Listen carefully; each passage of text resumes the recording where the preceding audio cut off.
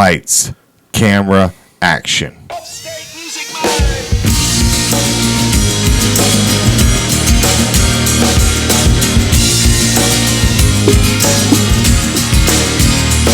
I'm in an upstate state of mind at last. On the Upstate Music Mind podcast.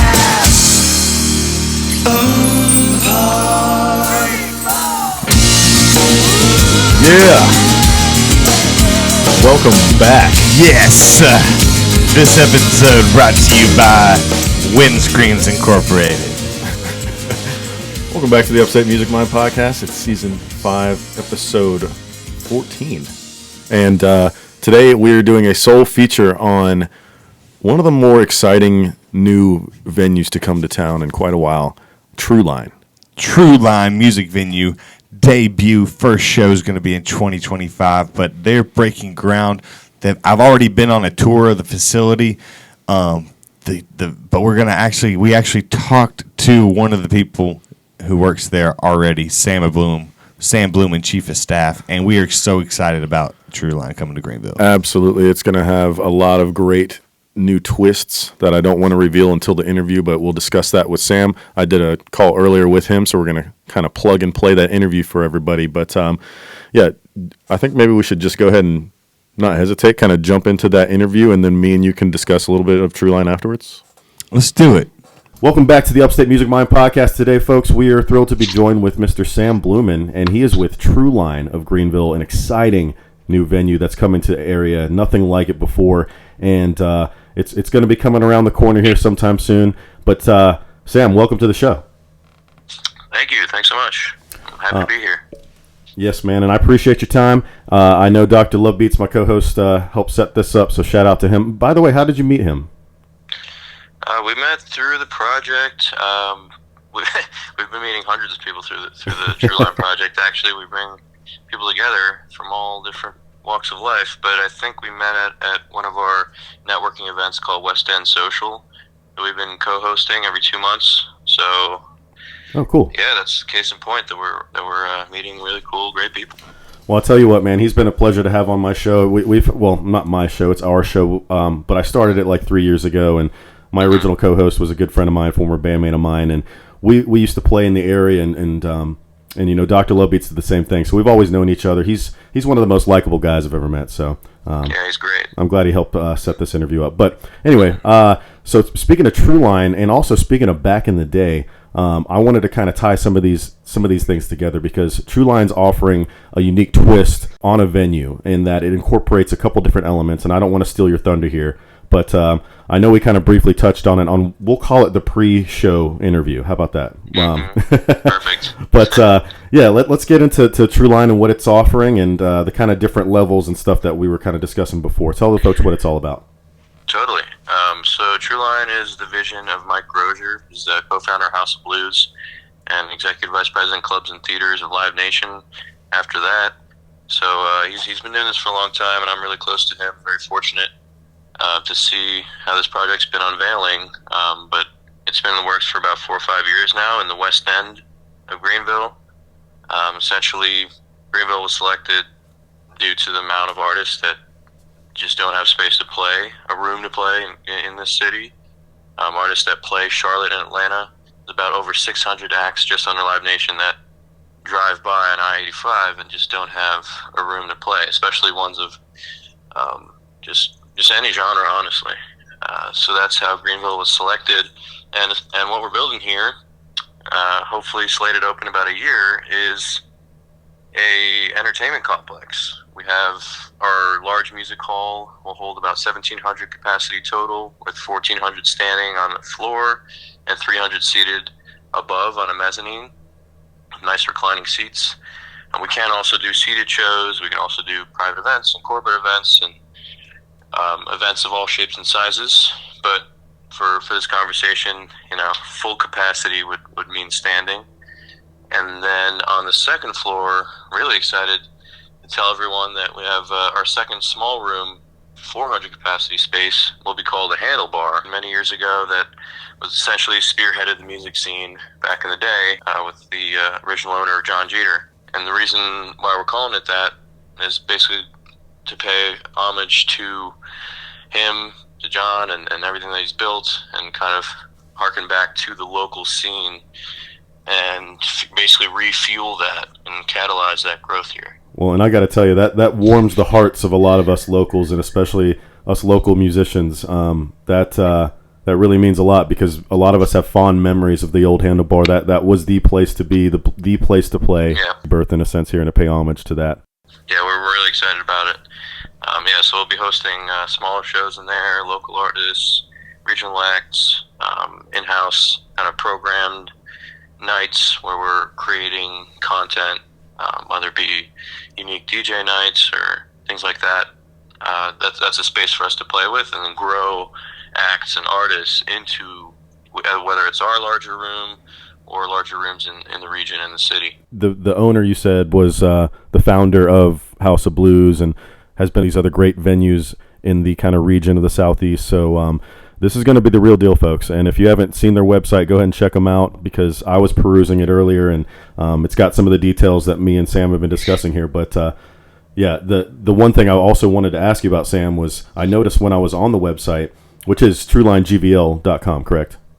Yes, that's right. There's a Spotify playlist that follows you around, and I noticed a bunch of kind of, eclectic names, and then some more obviously famous and more popular acts on there. So how was that constructed, and what's that playlist kind of represent? Yeah, so that playlist essentially just is our idea of showcasing the breadth of genres that we're going to be hosting in especially our main music hall. So you'll see genres that you might not even recognize. They're all rather larger acts, but the main goal was to just show that it's not just a room with country artists and rock bands, but a whole plethora of genres, including R&B, jazz, hip hop, metal, punk, you name it. Nice. Yes, man, and awesome, because a lot of the artists on the show that we've gotten to know, I mean, the plethora of genres in the area is so diverse that something we discussed earlier as well is, there's kind of new bending of genres kind of happening, and that's an exciting thing to experience as well. But Greenville has so much talent, and it needs a place like this, man. It needs a place to host all of these new acts and up-and-coming sounds and ventures that Greenville's kind of going on. Yeah, no, we've noticed it in the short time that we've been here. Everyone's approaching us from different communities and saying that they want to be more represented. So that's essentially what we're here to do. We're a community hub that reflects the community around us. We're also representing, or one of our, part of our ethos is to highlight creativity.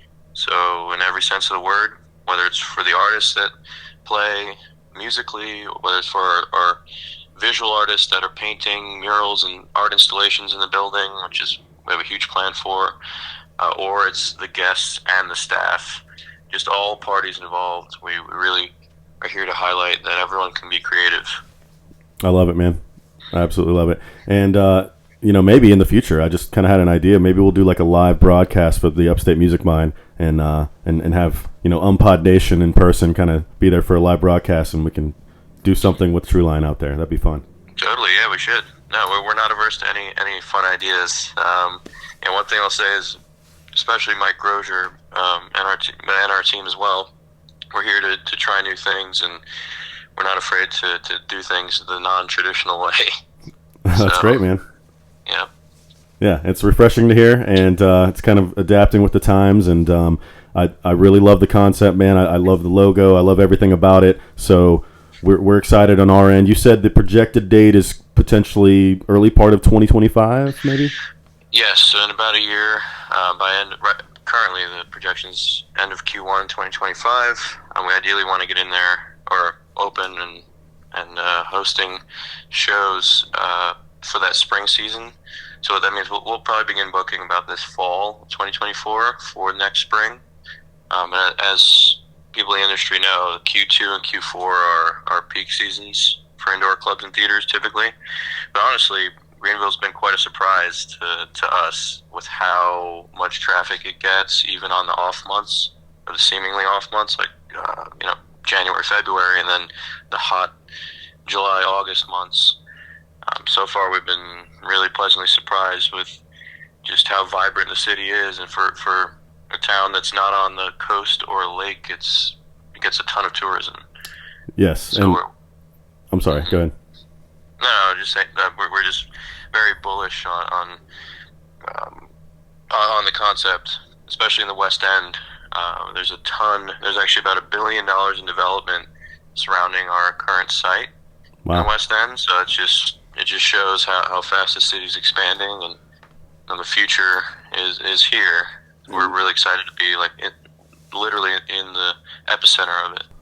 It's really exciting for us. It's kind of surreal, honestly, because being a Greenvillian for so many years. I moved here from Virginia when I was about 8 or so I've been here for about 30 years basically, and just the transformation that Greenville's overtaken has been awesome. But that's like touching back to the very first part of this conversation. That's why I think it's so amazing and so crucial that you guys incorporated that listening room, that handlebar, into this Trueline venue. I think that's such a great aspect and a nice touch, and something that really shows that you guys care and shows that you guys understand the area, and it's just great, man. I'm really excited. Yeah, I'm glad to hear that. And we see the music scene here, the other existing venues, as an ecosystem. We're not coming in from Mike with Live Nation experience and us from other cities with the master plan. It's very much completely different. We're greeting everyone with open hands and working with the other venues and talking to them with open conversation, because there's no other way. We have to work together if we want Greenville to be a music town. The only way is to work together and to really coordinate. Because for us, the more venues, the better. That's what we see. When people talk about, bring up other examples of venues in town, we say bring it on. It's a good thing. Because the city has been looking at the likes of Austin and Nashville, and what do those cities have? Is a robust music scene. So, well, yeah, the rising tide raises all boats, or whatever. I think I fucked that up, but you know what I'm saying? Like that should be the mindset, exactly. And I'm glad to hear that that's your mindset as well, brother. Sam, before we let you go, man, what's your music taste, buddy? What kind of stuff do you normally listen to? So for me, I like a whole wide range of genres. Honestly, I like some kind of niche ones. Some kind of I used to listen to electronic bass music back in the day. Okay. Well, back in the day before that was a lot of metal, kind of punk, and then recently, actually, I would lean more into R&B and Afro beats, if you know those genres. Oh, interesting. Nice. Yeah. Unexpected. Have you had any past experience playing music yourself, or are you just a music lover?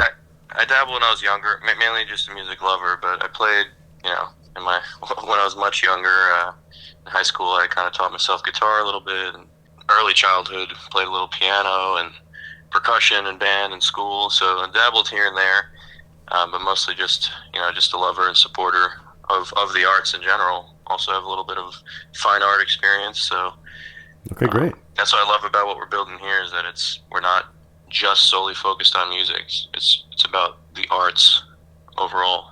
That's fantastic, and honestly, that reminds me of something else I want to talk to you about off the line here. But yeah, that's great, Sam. I appreciate your time today. Yeah, of course. Shout out to John Jeter, like we mentioned, the Trueline, Love Beats for setting the interview up. Sam, do you have anything else before I let you go, bro? I think we're good. Just that everyone, hope you're all excited about the venue as much as we are, and we're not shy to showing people the space. So I definitely want to give you a tour. I'm not opening it up to hundreds of people. But yeah, man. But we're not shy to that either. So okay. Yeah, thank you for your time, and look forward to learning more about the local scene, honestly. We need to tap into to what we got here right at our fingertips. Absolutely, man. Yep. Yeah, let's keep working together and growing the scene and making this thing the new Austin, the new Nashville, man. We'll get there. Exactly. All right, Sam, have a good awesome. One, brother. Appreciate your time. All right, thanks, Ryan. Appreciate it. Yes, sir. Have a good one. All right, bye. Okay. Who was Barry Manilow? We're back. You know what? I'm glad that sounded like that. That was obviously way lower, like a different key. The theme song I noticed was in a different key as well. I feel like the last couple times, I guess you're tweaking it over there. I messed with it one time and I forgot to put it back every time. And I think when I just do my little yes and stuff. It's like, oh, I didn't notice it as much. But Yeah. I messed with it one time. All right, play that UMMPod again. See if it's Try right. this. Let's see it. There it is. There it is, folks. That's right. Okay. All right, so that was the interview with Mr. Sam Blumin of Trueline. That's awesome. I'm so glad we got him on the show. So to put it up, to preference it, should we tell him we kind of put our good RC Cola brother through the ringer to make this interview happen? Yeah, and he did have a little background there, as you guys heard, of how Beats knows him and connected and stuff. So I don't know if you can maybe touch on that in a minute. But, yeah, I mean, as we discussed on the interview, man, it's going to be a 1,700 capacity main facility. And then it has another unit that is a 300 capacity, correct? Or 400? Yeah, 400. And Two it's- music venues. And it's going to be the Handlebar. So kind of like we discussed, paying an homage to Ever John heard Jeter of and it? Handlebar. Like, awesome. I think that's a great touch that they're adding. That so I saw Trueline was coming to Greenville, and as soon as I saw that they were coming to Greenville, I was like, I want to be a part of whatever they're doing. I want to work for them. I want to be a band that plays there. I want to be a DJ that plays there. I want to be a part of Trueline. This is what I've been talking about. I'm tired of going to Asheville, Charlotte, and Atlanta to go see music. I want to drive 5 to 10, 15 minutes home with traffic to get home to go see a show on a Wednesday, Tuesday night. I don't care. Like, I want to go see shows in my hometown, and I don't see why we can't have them. So, Well, and that's why it was cool what Sam said in the interview too. Is like that's why we picked Greenville as the market to debut this new concept, because they saw everything we saw. yeah, everything was around us, but there wasn't. That's what they wanted to add, something right here in the heart of Greenville downtown. So, And that's what John Jeter knew. Yeah. You know, and John Jeter knew that we have a market here. We have we're right here in the foothills. how many times? I mean, I had the privilege of playing there several times. I don't remember, probably about 10 times. How many times did you remember get to play at Handlebar back in the day? We were just talking about it. They threw us a bunch of them. Like I probably played the Handlebar by like 20, maybe 30, like a lot of times where they just like Yeah. play this, play that, like a place that you're like iconic. Like I want to play there, and then you play there, and then they're like, "We'll come back." They had and so come back many and come back. many great artists went through there at the Handlebar. It was such a respected venue to play at. So it's awesome that it's kind of coming back with a rebirth. But yeah, I mean, there was a lot of like famous and really really talented artists went through there. Absolutely. I'm sure one of those artists was Justin Johnson. I'm assuming he's played there before. I don't know, maybe. Absolutely. I'm sure for some reason I think we'll forget it next week to think- bring it up. But yeah. I'm pretty sure we played the farewell show there probably together. Like there was a lot of people that sat in. We had 3 drum kits. Like almost anybody in Greenville music. Like even if you was out of town, you came in town and played a show there. yeah. So super excited. So whenever we get more information on Trueline and when they officially have like a date and all that stuff, we'll relay that information on the show. And I talked to him at the end of the interview there about maybe us doing a little special there, and he sounded completely on board. He said that would be cool. So we could maybe do a little special in the venue. It'd be sick. Yeah, I've been privileged enough to actually go on a tour of Trueline already, and Sam, Keeps one-upping me. If you reach out to Sam, he will give you a tour. But he took me around there, y'all. They have things to kind of put it in perspective on where the stage is going to be out for the 1,700 capacity room. It's going to be at an angle. So like if you're at the back of the room and there's somebody tall like me standing at the front, they have a 6 foot tall person mannequin standing at the front of the stage, and what it would be like with the arch, and it's like just the top of his head. So like I can be front row and not bothering anybody per se, and it's Yeah. not going to be like an angle, but it'll be like tiers. Okay. So That's interesting. these will definitely be won't be tears for fears. These will be awesome tears. As a 5'10.5", I'm going to add the half there. Individual, I appreciate that. We're going to have balcony seating along the top and side, almost like, not exactly like it, but kind of similar to like Tabernacle or something like that. Nice. Where you're kind of like sitting in a seat and you're like almost like looking right at the band, like, what's up, dude? Like, it's kind of a cool experience. They're all breaking ground on this, but they had these little things set up that's like, get an idea for this. And then some of the AI that they've had some AI generated images of what it will look like. We might actually be using one right now, like around here. Don't forget, don't forget, you're also looking at it on the overlay. On the overlay Yeah, right why? now, this is Trueline AI generated image. So thank you, Trueline, for letting us use your image, which is something that they, you said in an interview, they want to help the whole scene. It's not Right, them to take right. over. Absolutely. Which is something really cool. Like, I just played Smiley's the other night, and right when I got done playing, the owner, that's not the right word for it. Let me just get it correct here. The CEO, founder of Trueline The Music head Venue, honcho. Michael Grosner, El Jefe. came out and watched the entire Eric Weiler band set at Smiley's. He sat through the whole show, bought people shots, had drinks, had a great time. I got to meet him after the show, and it was about 1 o'clock in the morning. And he said, why isn't? And I said, hey, we're about to interview Sam in like 10 hours. Like, I didn't do the interview, but I was like, my buddy RC Cola is going to do it in about 10 hours. And he was like, why isn't Sam out here buying shots and listening to the band? So I was like, I don't know. So, Sam, we got to see you at the show sometime soon. But this is who I want to own a music venue. Somebody who's going to be out watching a band the entire night. And he stayed to the end, and we got to talk. Like, this is who I want to work for. This is who I want to be involved with making Greenville a music city I want to be a part of, not growing in the healthy ways, not in unhealthy ways. So, Michael Grosner, founder, CEO of Trueline Greenville. Thank you, Bill. Yes, so it was really cool to see Mike, and then, so I'm talking to Mike, and then 10 hours later, my buddy RC Cole was talking to Sam Blumin. You just heard that. So That's right. That's the 1-2 punch. So you were working till 4 o'clock in the morning. So it was. I was a little tired there, but that's fine. As you know, on the grind he works here. at Local Q, and one of our good sponsors on the show.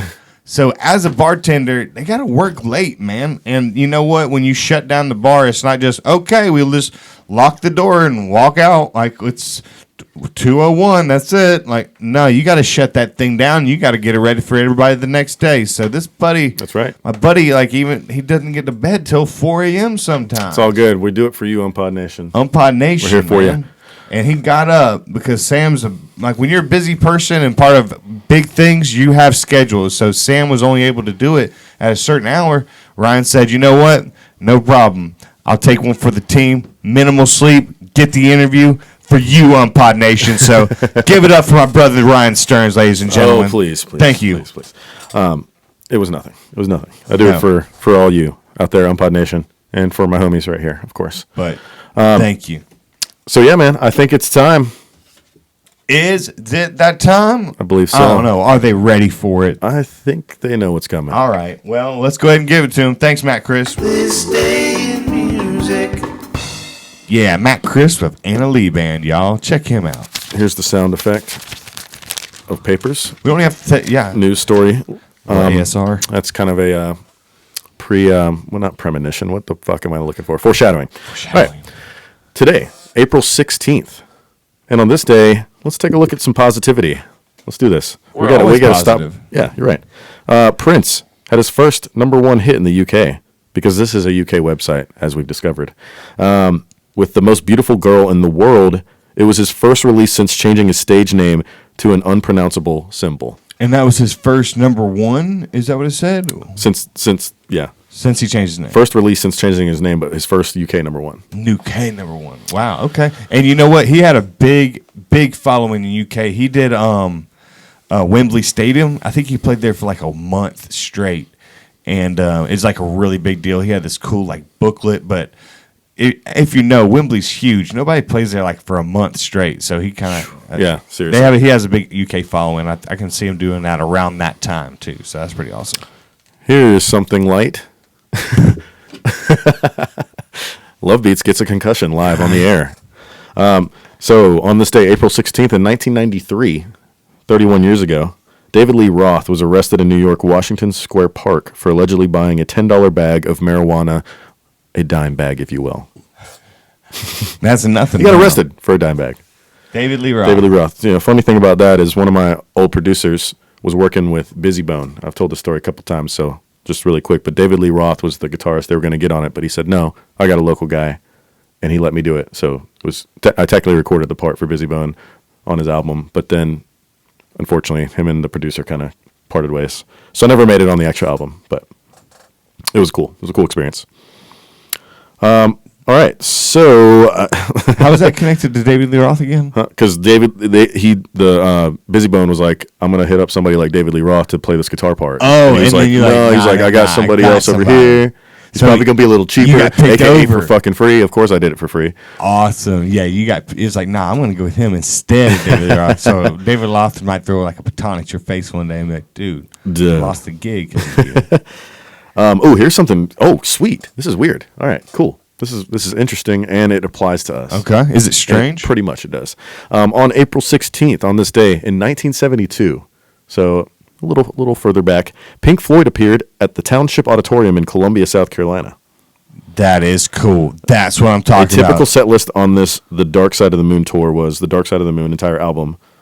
Well, it's telling you what their set list would be. But anyway, that's interesting. And name the entire set list right now. Long. All right, yeah. That is awesome though. Yo, that's Upstate. I mean, that's Upstate enough. Mid-state music. Right. The Midlands, as they call them. But another spin-off show. Gamecocks. Mid-state music. Yeah, there's another spin-off that another foreshadowing maybe. Mid-state music. All right, let's take a look at some birthdays. Hey, happy birthday. Let's see who was born. Oh, this is it's different than it was. Okay. So give me one sec there, guys. We got a little bit of a All right, here we go. different thing. Okay. Happy birthday to Jerry Rafferty of Steelers Wheel. Have you gentlemen heard of Steelers Wheel? absolutely. And do you like any of their music? Absolutely. Yes. Tell me a little bit. I'm thinking the one-hit wonder. Like, Bill, do you know it? Stuck in the middle with you. Stuck in the middle with you. My goodness. Okay. Classic song to Reservoir Dogs. Yes. Wow, I'm an idiot. Thank you. See, yeah, I was like, I knew you knew it. Yes. Stuck in the middle with you. And then happy birthday, Jason Sheff of some band called Chicago. Oh, snap. You know what? Chicago, man, we should get a horn player on the show. And, we should get some horns in the studio. You know what? It's funny you say that, but let's talk about that as soon as we're done with birthdays. All right.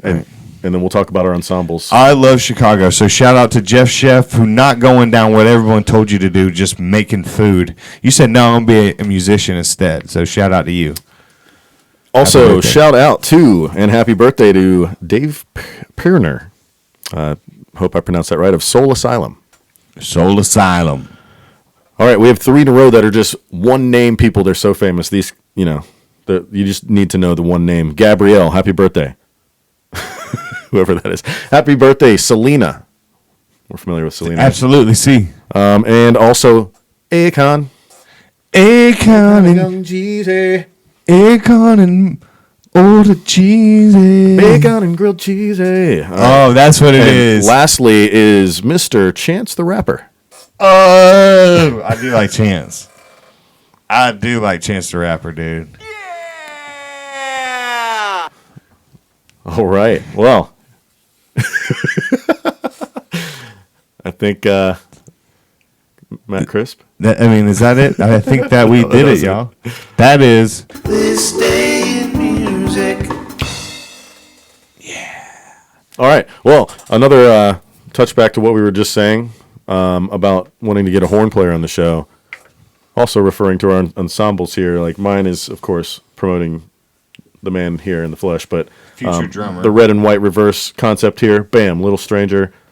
We're going to have a gentleman on next week. I'll let you set it up. Yes. So just like Chicago, power horns. It's like horn sections that make songs. This is one of those composers, musicians, and I want to just say something crazy like philanthropist, but I don't know what that means. It's okay. What does that mean, Bill? I don't know. I don't know either. It's forward to that one. It's not a. I think it's I'm gonna say something I know. Entrepreneur, and he's an entrepreneur too. Just like my buddy Brian Stearns over here started a company and then started podcasting. What was I talking about? Philanthropy. So, also, next week, we're going to have a really good buddy of mine, Justin Johnson. He started playing with the band. I'm not going to tell you who the band is, but it's a pretty big band. And I want to actually play drums in that band. So, that band does some cool things, like maybe I could be a drummer and a Drummer and a drummer. and a DJ for y'all, maybe. Oh, yeah. But yes, Justin Johnson, I diverse. I dissect. Diverge, but I also dissect philanthropist. in the mic. What is it? Oh, I thought she was going to read the definition. Dang it, read it. A person who seeks to promote the welfare of others, especially by the generous donation of money to good causes. Yes, dude, Justin Johnson is also a philanthropist. Also, no, for real, because he does something about helping support music education. He already was talking about it. He, for real, actually does stuff to promote music education. So that's something we probably won't talk about. Well, you know what? I'm excited We'll because talk about it now. I know he's really talented. He's got a lot of exciting things upcoming and playing with a lot of great musicians and bands, ensembles. So Tune can't in. wait. So yeah, we'll see you guys next week. Anything else, fellas? Dude, I'm Dr. Love Beats. This is RC Cola. We're sponsored by RC Cola. Shout out to our good plumber buddy, Ryan RC Pool. And check out Hawk Plumbing, y'all, if y'all need any plumbing needs. Be sure to get you some chicken wings from Local Q. And don't forget, RC Cola is the best drink in town. We'll see y'all next week. Thank you, Bill Kerrigan. Thank you, RC Cola. We'll see y'all next week on Pod Nation. Out. Peace out.